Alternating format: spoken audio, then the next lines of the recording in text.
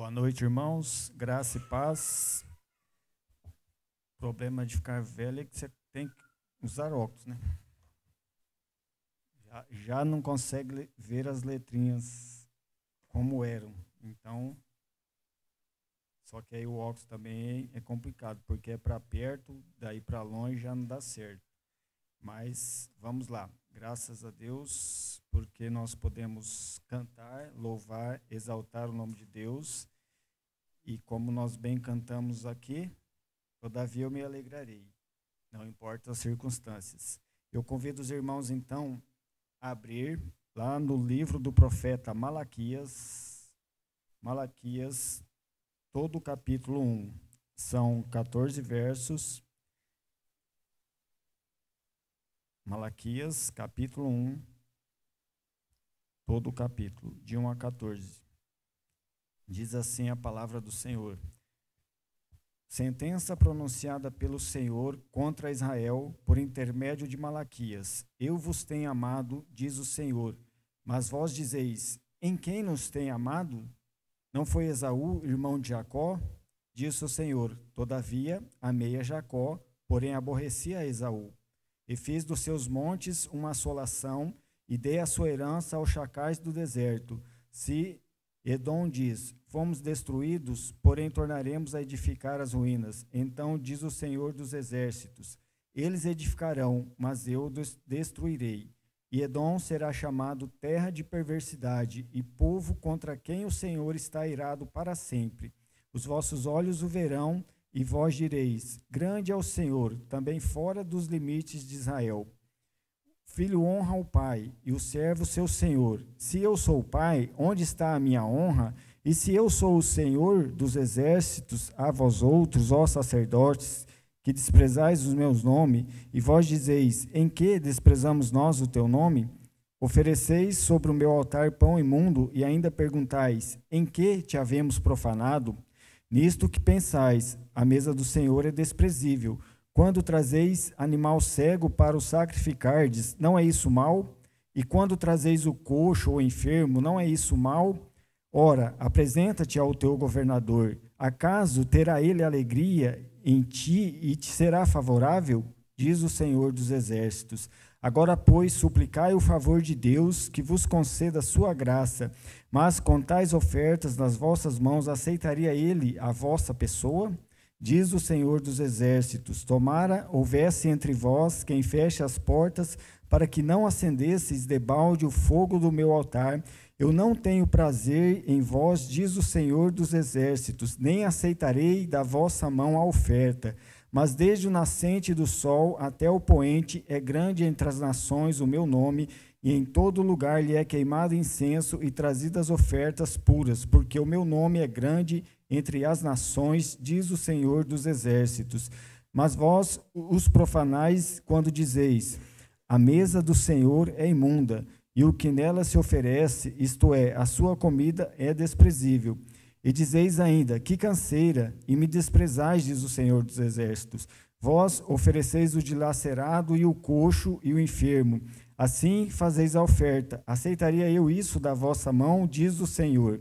Pois maldito seja o enganador, que tendo um animal sadio no seu rebanho, promete e oferece ao Senhor um defeituoso, porque eu sou o grande rei, diz o Senhor dos exércitos. O meu nome é terrível entre as nações. Oremos. Senhor Deus, Pai amado, mais uma vez nos colocamos na Tua presença, pedindo Tua graça, Tua misericórdia, pedindo a unção do Teu Santo Espírito, ó Pai amado, para abrir a nossa mente, o nosso entendimento, nos capacitando para transmitir a Tua palavra, que a Tua palavra, ó Deus, venha fazer aquilo que lhe apraz em cada coração, ó Deus. E nós assim oramos e colocamos diante do Senhor. Amém.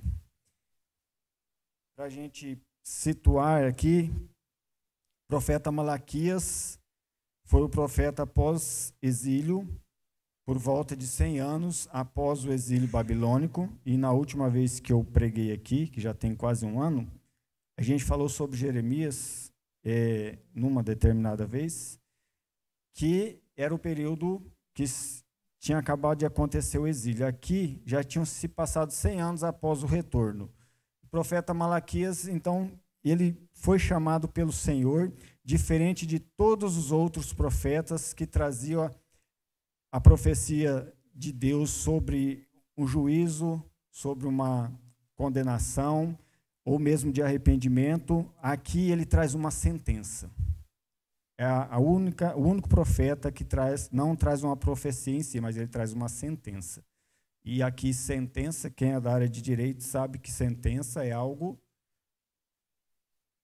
condenatório, algo que já expõe a última, praticamente tudo aquilo que foi colocado como culpa ou como delito, aí o juiz profere a sentença diante de tudo aquilo que foi relatado para ele. E essa palavra, então, do profeta Malaquias, ele vive nesse período. O povo já estava ali pós-exílico e já estava não tranquilo, mas eles já estavam acostumados com aquela situação que muitas vezes nós mesmos nos acostumamos. Nós entramos numa rotina e achamos que está tudo bem, mas aí as coisas começam a não ir muito bem, aí nós começamos a questionar, começamos a olhar algumas coisas e começamos talvez a pensar que a culpa é de Deus, que as coisas começam a não dar certo, que as coisas começam a não caminhar como estava previsto. Aí nós começamos a olhar para Deus e pensar que Deus é o culpado. Assim como era com o povo nesta situação, o povo já tinha esquecido daquilo que eles passaram. Eles já tinham andado um período, voltaram do cativeiro. 100 anos é um período muito grande, né? Para nós é mais do que uma vida. E voltou-se à rotina daquilo que era antes, como todo o Velho Testamento falava. Ora o povo buscava Deus, ora o povo não buscava Deus. Ora o povo buscava Deus, ora o povo não buscava Deus. E aqui, então, o profeta Malaquias ele vem e traz esta sentença. E essa sentença pronunciada pelo Senhor é algo pesado. Pesado para o povo, para Malaquias, até porque você transmitir algo pesado não é bom. Quem não, quando vai pregar ou vai falar, não quer ser apreciado, não quer ser agraciado, quer que todo mundo se sinta lisonjeado, que seja uma palavra boa. Mas quando é algo pesado, às vezes a pessoa fala assim, pesado é complicado. Ouvir algo pesado, uma condenação, não é bom.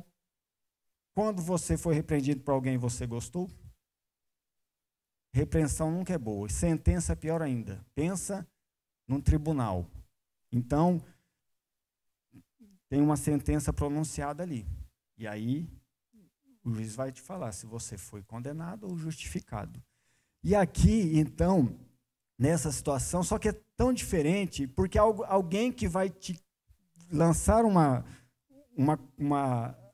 condenação, que vai lançar essa vamos se fosse uma chibatada, ele vem mostrar o seu amor primeiro. Primeiro ele fala assim, eu vos tenho amado. Eu vos tenho amado, diz o Senhor. É diferente de uma repreensão, ou melhor, quando aqueles que são pais, têm essa experiência. Quando você vai repreender o seu filho, você não fala assim, eu vou te bater porque eu te amo. A Cris fazia muito isso com os meninos. Você vai apanhar porque eu te amo. É muito difícil para um filho, e eu já fui filho, eu já apanhei bastante. É difícil quando o pai ou a mãe fala assim, eu vou te bater porque eu te amo. Você gosta de ouvir isso? Eu vou te bater. Aí você pode fazer igual esse povo falou assim, em quem nos tem amado? É difícil para alguém receber uma condenação, mas ao mesmo tempo falar assim, eu vou te disciplinar porque eu te amo. É difícil você receber isso e ele receber uma chibatada. Alguém te fala assim, eu vou te bater, mas eu te amo. É meio estranho, né? Você fala assim, oxe, não dá para entender isso. E o povo, então, Deus fala assim, eu vos tenho amado. Não é que eu amei, não é que eu vou amar, eu vos tenho amado.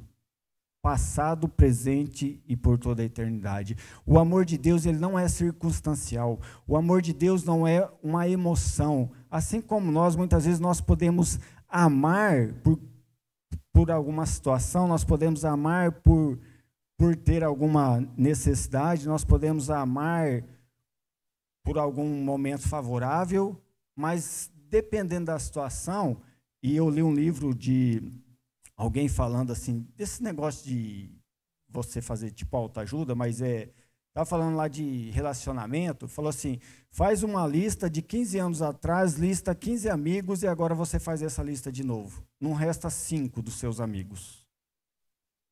E amigo, quando se diz amigo, é porque é alguém que você considera, alguém que você ama. Mas o nosso amor não é igual ao de Deus. O amor de Deus, ele é eterno, ele é contínuo, ele não é oscilante como o nosso. E aí Deus diz, eu vos tenho amado. E aí o povo fala assim, em que nos tem amado?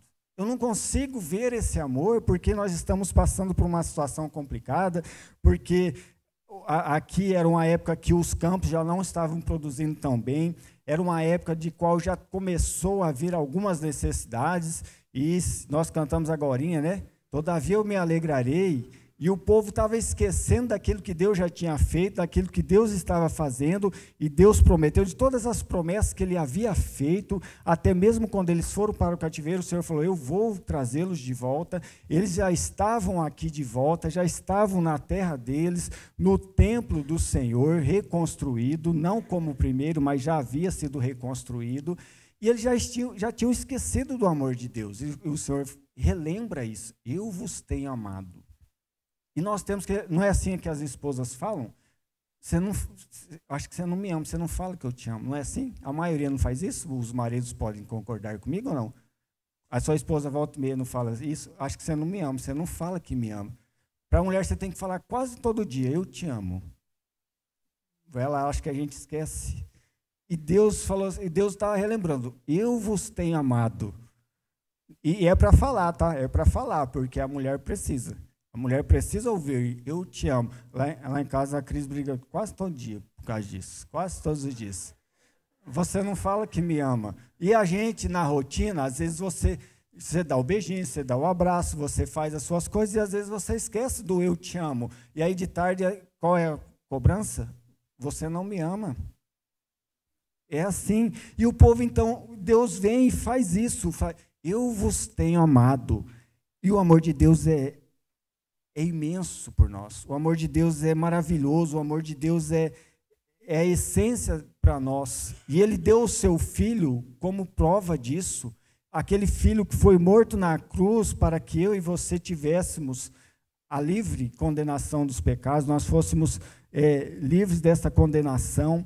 E Ele mostra isso, e Ele está mostrando e falando para o povo, eu vos tenho amado, eu vos tenho amado. Aí o povo fala assim, em quem? E aí fala assim, não foi Esaú, irmão de Jacó? E aqui mais uma vez ele mostra que ele os tem amado pela promessa que ele fez, que ele disse que amaria o povo dele. E ele, antes de Jacó, dos gêmeos nascerem, né, aqui ele fala assim, não foi Esaú, irmão de Jacó, mas essa promessa foi lá, antes dos gêmeos nascerem. Romanos fala isso, Paulo fala isso. Antes de haverem os gêmeos nascidos, eu disse que o mais velho seria escravo do mais novo, serviria o mais novo. E é isso que o Senhor estava dizendo. Ele estava provando que o amor dele é eterno. A eleição dele para o povo foi antes dele existir. E ele os amaria eternamente. Estava amando e continuaria a amar e vai nos amar. E é esse amor demonstrado a esse povo. Tudo que ele tinha feito, tudo que ele estava fazendo. E ele fala então assim, continua dizendo, porém, aborrecia Esaú. Ele mostra da sua soberania. Ele amou porque ele quis. Ele amou porque ele fez, ele demonstra essa sua fidelidade para com o seu povo, e ele odiou a Esaú. E ele fala, então, fiz os seus montes uma assolação, ele assolou, e ele destruiu Edom, e Edom seria a terra da perversidade, porque o Senhor odiou esse povo, e vai ser até o final, e vossos olhos o verão. E o povo gostou, porque quando Deus falou assim, o outro povo é repreendido, então amém. Mas quando era para com o povo de Deus, aí não era bom. Mas eles estavam aplaudindo, porque o Senhor disse que odiaria Esaú para sempre, e chamou de terra da perversidade, povo com quem o Senhor está irado para sempre. Os vossos olhos verão, e vós direis, grande é o Senhor também fora dos limites de Israel. Então o povo gostou quando Deus repreendeu os outros povos, mas quando Deus chama a atenção, eles não gostaram. E aí ele começa então reprovando os sacerdotes. Primeiro ele mostra o seu amor, e essa repreensão era para todo o povo, mas ele vem também e repreende os sacerdotes que era responsável para com o povo de Deus, aquele que estava liderando. E aí ele fala assim: o filho honra ao pai e o servo ao seu senhor. Porém, se eu sou o pai, onde está a minha honra? O povo não estava nem aí para Deus. Se eu sou o seu pai, onde está a minha honra? Aonde está? Aí Deus começa então a expor aquilo que o povo estava querendo contender. E aí, eu sou o Senhor. Aonde está o respeito para comigo? Se eu sou o Senhor, aonde está o respeito para comigo? O povo havia esquecido das bênçãos, havia esquecido daquele Deus que providenciou todo o tempo que aquele povo andou no deserto. Toda a história do Velho Testamento, a gente vê que Deus sempre os amou. Deus sempre nos ama, mesmo diante das lutas, das tribulações, do cativeiro, Deus continua amando. Eu vos tenho amado. Esse é o amor de Deus. Mas aonde está a honra para comigo? Aonde está a honra? É mais ou menos assim, os mais, assim, a geração. Eu não fui criado assim, de pedir a benção, né? Mas tem aqueles que pedem a benção, né? Assim, dá a benção, ou os mais velhos, dá a benção, né? Deus te abençoe. E aí, uma vez, eu tinha um vizinho perto de casa, e os filhos, né, sempre dá a benção, né? Pede a benção. Aí o menino chegou: bom dia, vô. Aí o vô deu uma repreendida nele. Vem aqui, menino, dá a benção. Mais ou menos assim: se eu sou o pai, onde está a honra para comigo? Tipo, Senhor velho. Não é assim o jovem de hoje em dia, quando chega em casa? Ô velho, acabou a honra, acabou o respeito. Não é porque, não, hoje os tempos mudaram, nós temos a intimidade, nós somos de uma nova geração, mas muitas vezes acaba-se a honra, até mesmo para com Deus. Aí, tipo assim, você chega, há aqueles que concordam, aqueles que discordam, mas as pessoas falam assim: não, você pode chamar Deus de paizinho, de amiguinho. Deus é nosso pai, é nosso amigo, mas nós temos que ter respeito para com a honra do Senhor.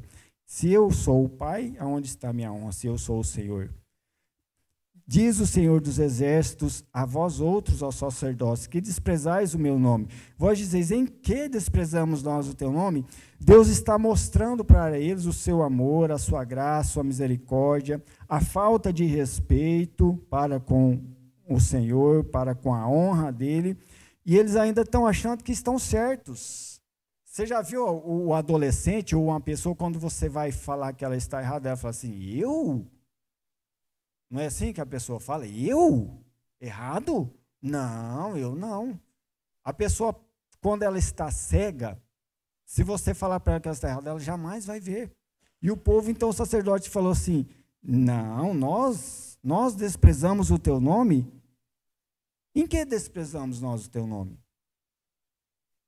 É algo tipo assim: você está errado, não está vendo e ainda quer ter razão. É isso que o povo estava fazendo. Estava errado, andando errado.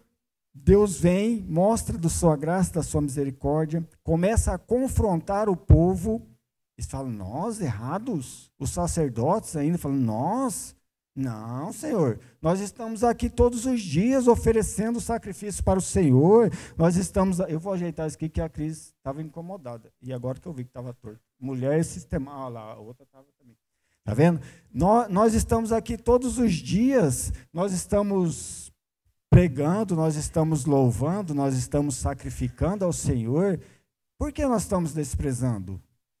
Não, nós cumprimos ritualmente ou metodologicamente os rituais impostos, nós fazemos tudo conforme o Senhor quer.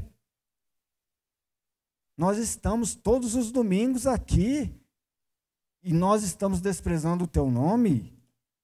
E aí ele continua: ofereceis sobre o meu altar pão imundo e ainda perguntais: em que te havemos profanado?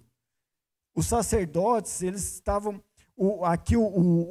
a mesa dos pães simbolizava a mesa da presença, né, do Senhor. eram colocados 2 pilhas de 6 pães, representando as tribos de Israel, e todo sábado aquele pão era trocado. Todo sábado os sacerdotes tiravam o pão velho e colocavam o pão novo. Só que eles estavam oferecendo pão imundo, pão mofado. Eles estavam colocando ali pão que não prestava mais, ou deixando passar os dias. Aí o Senhor repreende, então, ofereceis pão imundo, e ainda me perguntais em que te havemos profanado. Porque é profanação. E aqui é a representação do Velho Testamento, tudo isso aqui era para cultuar ao Senhor. Hoje nós temos esse culto que nós estamos aqui fazendo.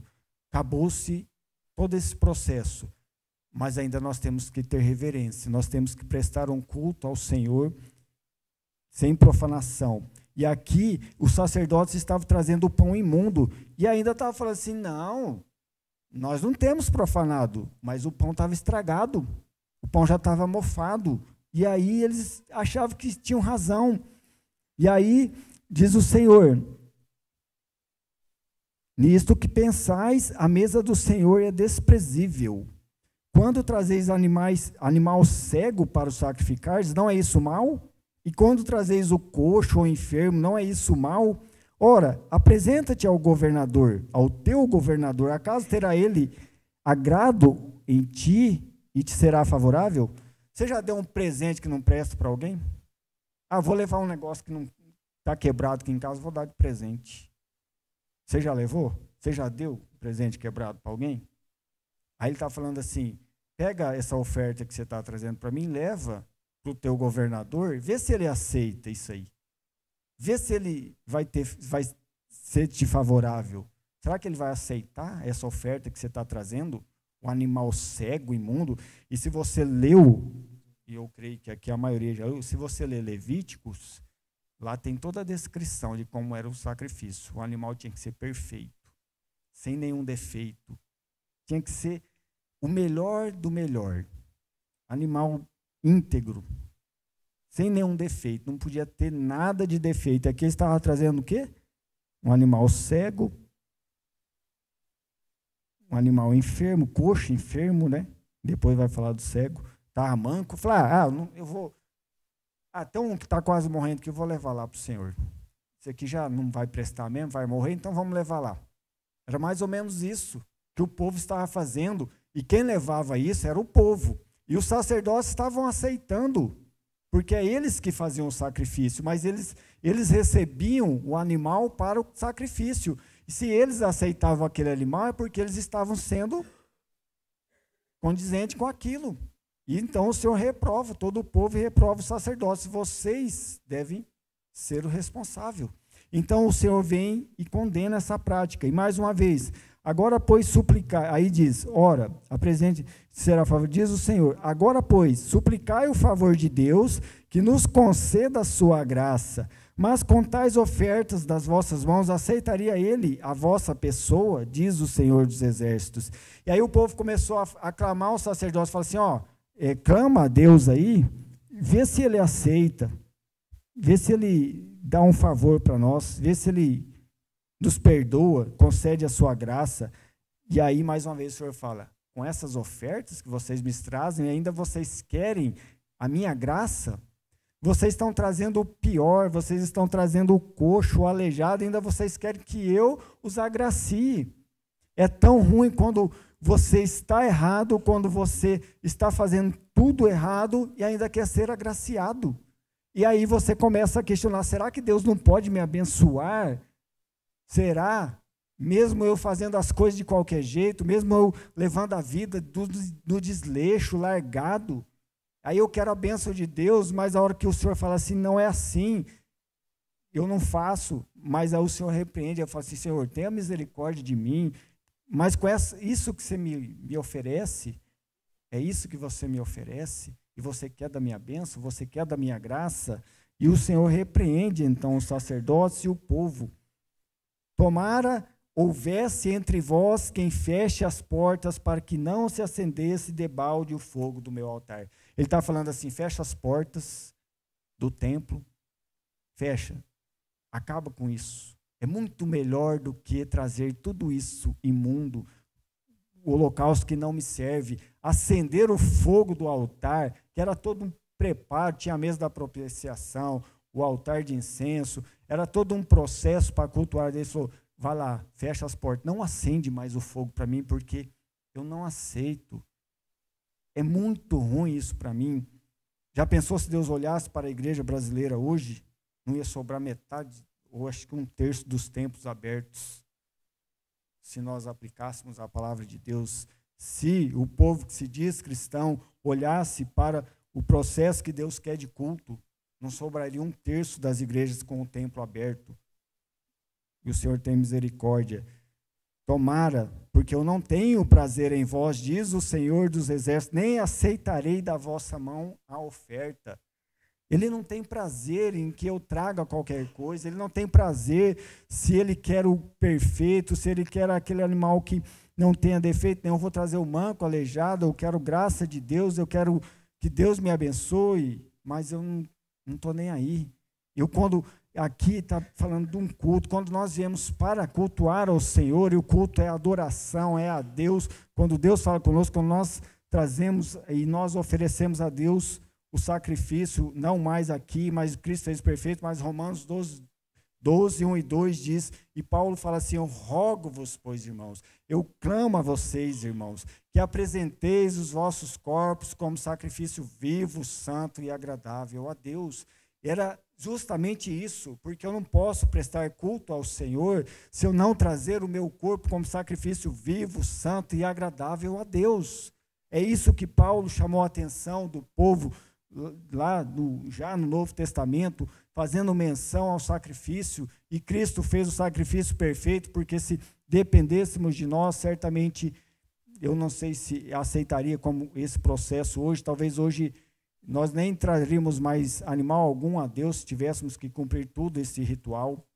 E aqui o profeta Malaquias, e o Senhor disse assim, um chamado do Pai eu coloquei, mas eu podia dizer assim, se Deus se cansasse de nós, aqui é o profeta Malaquias, eles já estavam no o último profeta, e após Malaquias teve um silêncio de 400 anos, onde o Senhor não se comunicou, até a vinda de Jesus.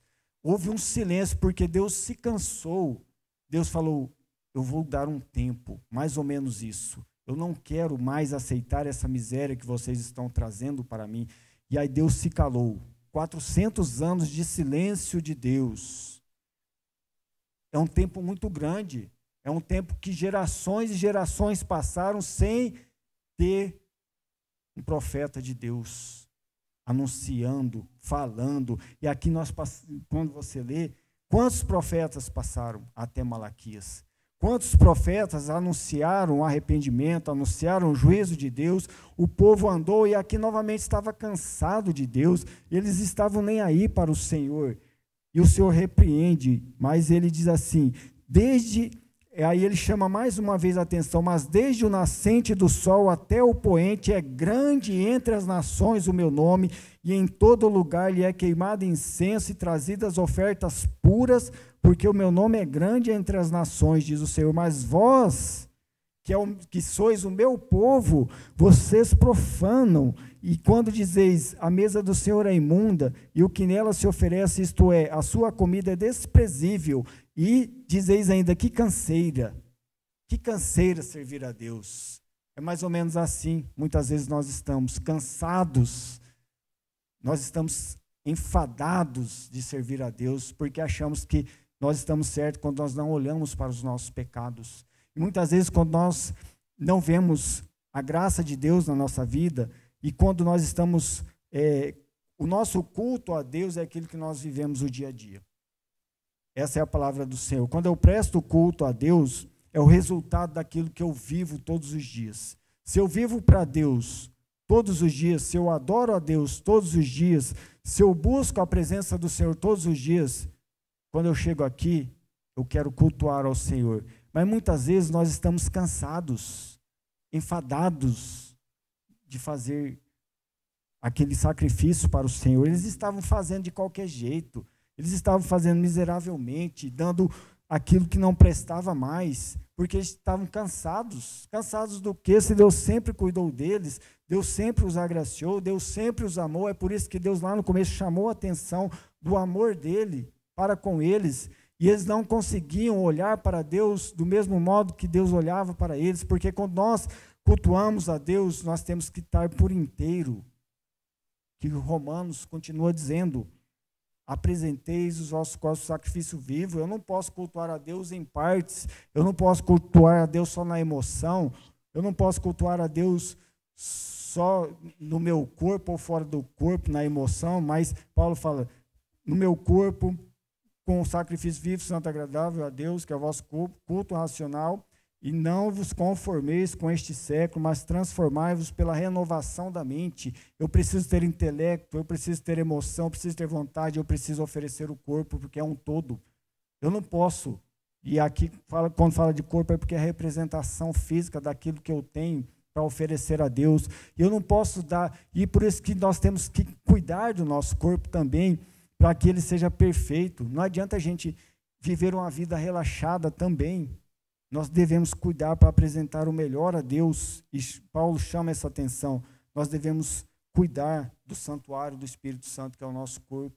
Então nós temos que olhar para a vida de uma maneira diferente. E muitas vezes nós não estamos nem aí para o nosso corpo, ou alguns até esquecem de Deus e olham para o corpo, né? Tem muitos que fazem isso, cultuam ao corpo e não a Deus, mas nós temos que cuidar do corpo para cultuar a Deus. Eu preciso deixar o meu corpo sadio. É claro que a gente sabe que existe uma série de doenças, consequências, mas muitas vezes é porque nós não cuidamos do corpo, é porque nós não estamos nem aí, estamos tratando de qualquer jeito, e muitas vezes nós somos responsáveis por aquilo que nós estamos tendo de consequência no nosso corpo também.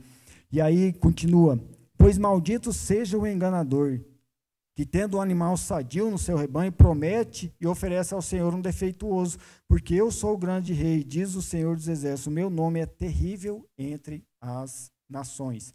Hebreus 12, 28 diz assim, por isso, recebendo nós um reino inabalável, retenhamos a graça pela qual servamos a Deus de modo agradável, com reverência e santo temor, porque nosso Deus é fogo consumidor. Cultuar a Deus, servir a Deus, não é do jeito que eu quero, não é do jeito que eu penso, não é do jeito que eu acho que é melhor, mas é do jeito que Ele quer. Quando Ele chamou o povo a essa sentença que Ele está dando aqui, e se você continuar lendo o profeta Malaquias, que são apenas 4 capítulos, você vai ver que o povo não estava nem aí. O povo não estava nem aí com sacrifício, oferecer a Deus qualquer coisa. E quando nós lemos que isso, o nosso Deus é fogo consumidor, quando nós lemos lá em Levítico 10, Nadab e Abiú, os filhos de Arão, eles eram responsáveis também pelo sacrifício, eles foram consumidos pelo... Deus mandou o fogo que os queimou, porque eles ofereceram fogo estranho. Eles tinham que oferecer um incenso com aroma suave, eles foram lá e acenderam o fogo da maneira que Deus não tinha pedido, e Deus mandou fogo do céu e os consumiu. Levítico 10, Nadab e Abiú morreram perante o altar do Senhor, porque ofereceram fogo estranho. Eles falaram, não, vamos fazer aqui do nosso jeito, vamos pegar e acender o fogo de qualquer jeito e pronto. Aí Deus falou, não, eu não aceito. E mandou fogo do céu e os consumiu. Aqui Deus está sendo misericordioso, porque se Deus olhasse para esse povo, se não fosse pelo amor dele, assim como é com nós, e se Deus agisse, como nós lemos aqui em Hebreus, nosso Deus é fogo consumidor, talvez ia ter uma fogueira santa aqui hoje. Não teria? Se Deus olhasse como Ele olhou, talvez nós seríamos consumidos da presença do Senhor. Porque muitas vezes nós só queremos buscar a Deus por bênção, como o povo estava fazendo. Eles queriam ser agraciados, mas não estavam nem aí para Deus. É isso que acontece. Nós queremos as bênçãos de Deus, mas não queremos relacionamento com Ele. Relacionamento com Deus é algo sério. Não é só aqui, não é só nesse momento. Culto a Deus é a vida, é o dia a dia, adoração ao Senhor. Todos os dias, se eu vivo é para Deus, se eu trabalho é para Deus, se eu como é para Deus, se eu durmo é para Deus, se eu me exercito é para Deus, se eu caminho é para Deus, tudo que eu faço é para Deus, deve ser para Deus. Apresenteis os vossos corpos como sacrifício vivo, santo e agradável. Não é de qualquer jeito. E quando o povo foi repreendido, ainda não quiseram a repreensão, achando, não, Senhor, nós estamos aqui, nós fazemos, nós viemos, nós cantamos, nós louvamos, nós adoramos, nós pregamos, mas agrada ao Senhor? O que você faz agrada ao Senhor? O culto que você presta agrada ao Senhor? Ele aceita? Às vezes nós temos que avaliar.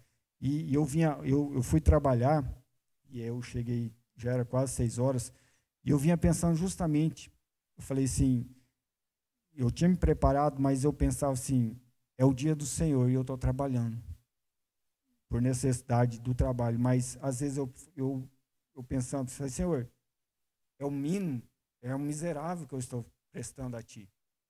Eu deveria ter um dia para o Senhor e eu não tenho. E às vezes nós fazemos as coisas relaxadamente porque nós esquecemos da graça de Deus, nós esquecemos do amor dele para conosco.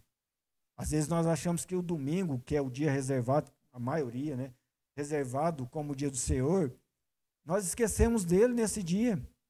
Nós assistimos, nós comemos, nós dormimos, nós nos divertimos, e é o dia do Senhor. Eu lembro que eu li um livro, acho que é do Augusto Nicodemos, que ele fala bastante de Malaquias, e ele fala assim, quando você, a prestação de culto a Deus, e o dia de culto ao Senhor deve ser dia de culto ao Senhor. Não é dia de culto a você, dia de culto a mais nada. E nós esquecemos desse dia de culto. Nós viemos aqui e achamos que é muito, 2 horas, 1h30, é muito tempo. Quem vem de manhã, né, 1h30, 1h30, 3 horas, é muito. Nós cansamos do Senhor.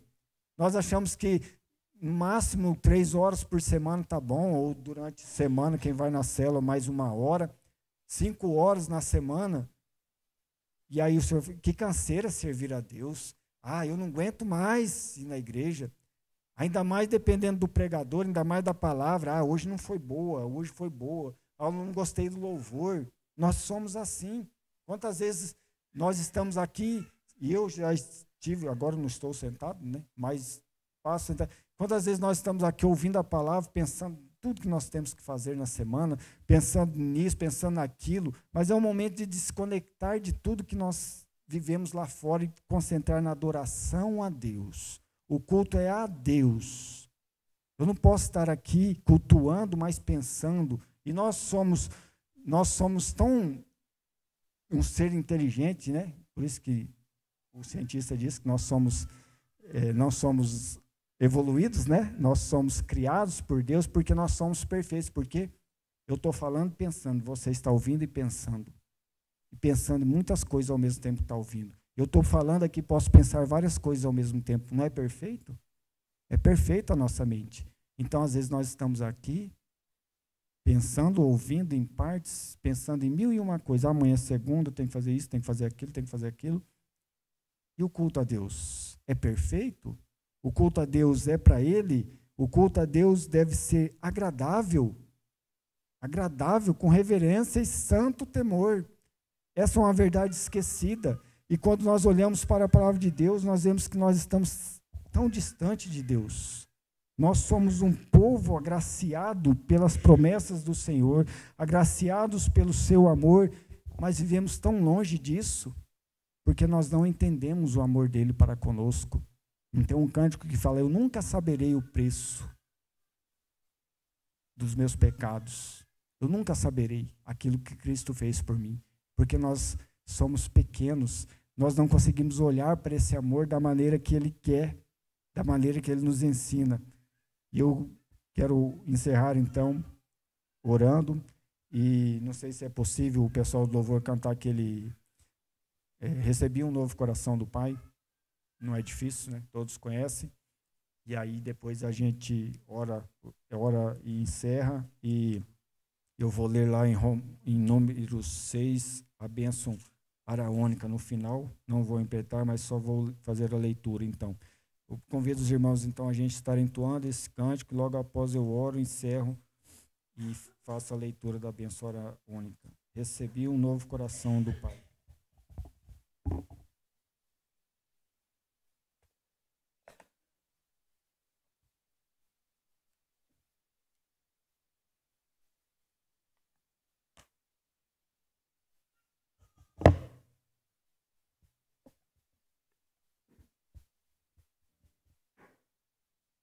Vamos nos colocar em pé?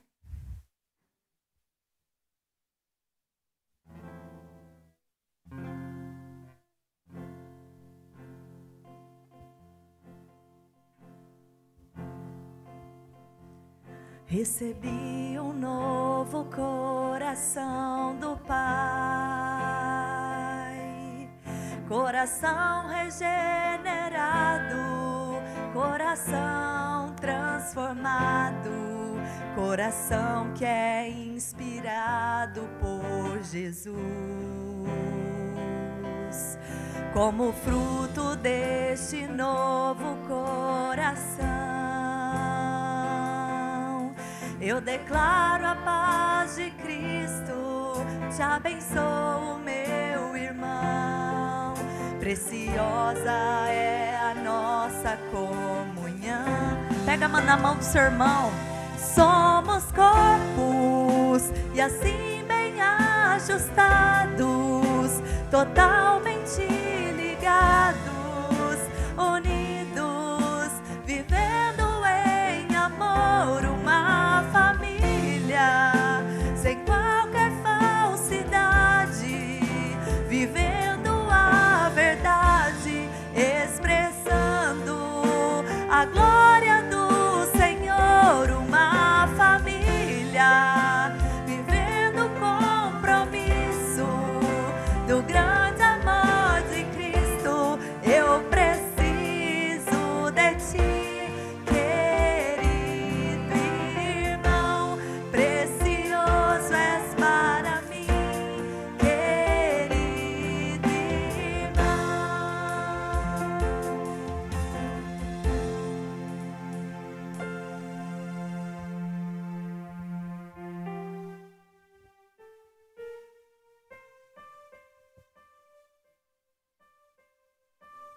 Mais uma vez na tua presença, te agradecemos, ó Deus, porque o Senhor tem cuidado de nós, porque o Senhor tem nos amado, porque o Senhor tem nos agraciado, ó Deus. Graças te damos, ó Deus, por cada vida que se faz presente aqui nesta noite. Sei com cada um de nós, ó Deus, nos levando de volta aos nossos lares, em paz e segurança. Nos abençoe, Deus, com a semana debaixo da tua graça, da tua misericórdia, que tudo aquilo que nós viemos a fazer, ó Deus, executar, seja para a honra e glória do seu nome, ó Deus.